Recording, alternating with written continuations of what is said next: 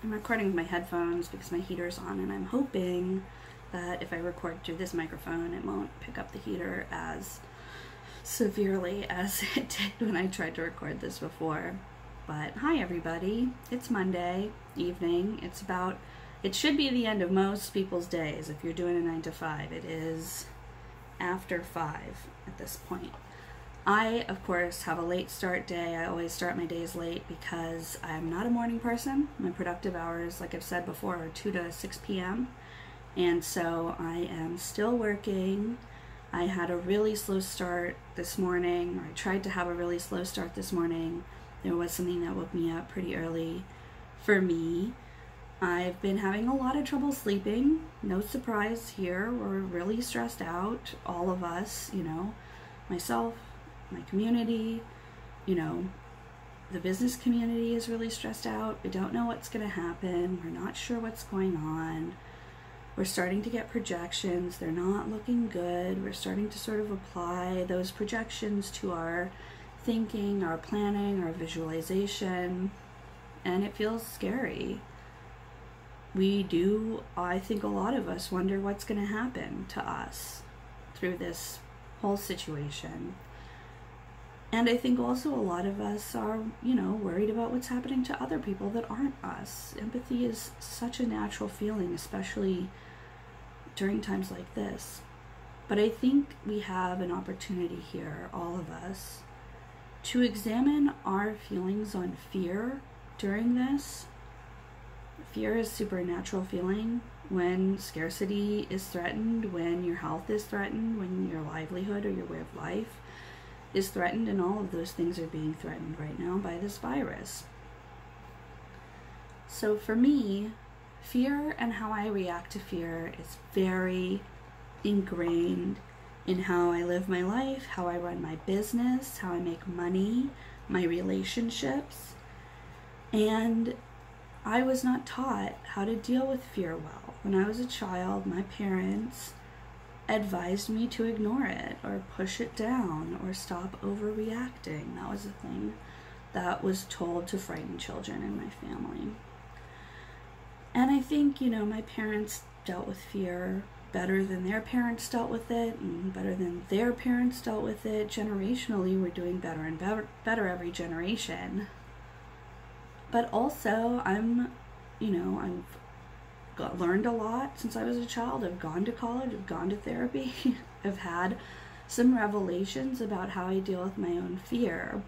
And so I think this is an exercise that we can all do that will just really help us in the coming weeks and months, days, hours, whatever.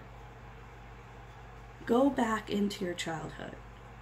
Remember a time that you were scared. It doesn't have to be a rational fear, just any kind of fear when your body was feeling the fear. How did your parents deal with that? Was it positive for you? Was it negative for you? Try to look on that scene with the objective eyes of an adult self, and then ask yourself, is there anything I know today that my parents didn't know when they told this to me? Is there something that I've learned about fear or how I handle fear that I can impart to my child self? So you as a person have a memory of being a child or a feeling of being a child. You can imagine that child inside of yourself. They still exist inside your memories, inside your experience, and you can tell that child what your parents said. It's right, it's wrong, it's helpful, it's unhelpful, whatever. But here's something I've learned that makes me feel better when I'm afraid. Here's something I know that my parents didn't know when they told this to you. And just let yourself sit there with the memory of your childhood self and tell that childhood self what this adult you knows to be true. And allow that to sort of just sink into your bones.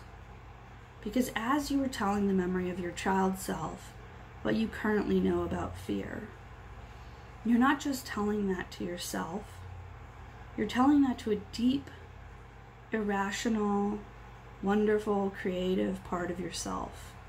A place where innovation comes from. It's a place where solutions come from. It's also a place where fear gets made bigger than it really is or than it needs to be.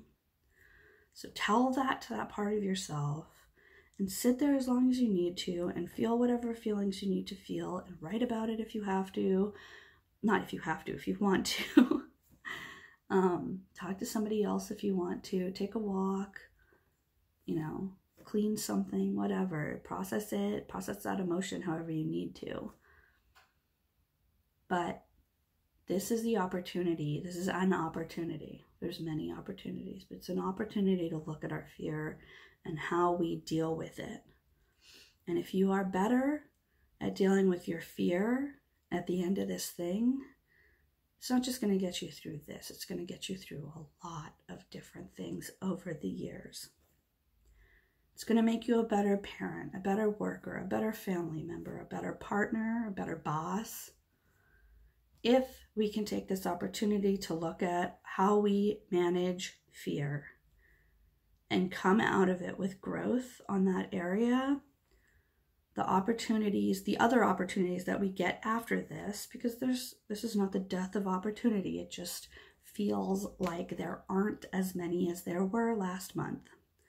That's also not true. If we can get through this, we'll be better equipped to grasp opportunity when it comes our way. We'll be better equipped to help those of us who need more help during these coming weeks and months. We'll be better equipped to help ourselves. So that's just kind of what I was thinking about today. I know it's not anything about productivity.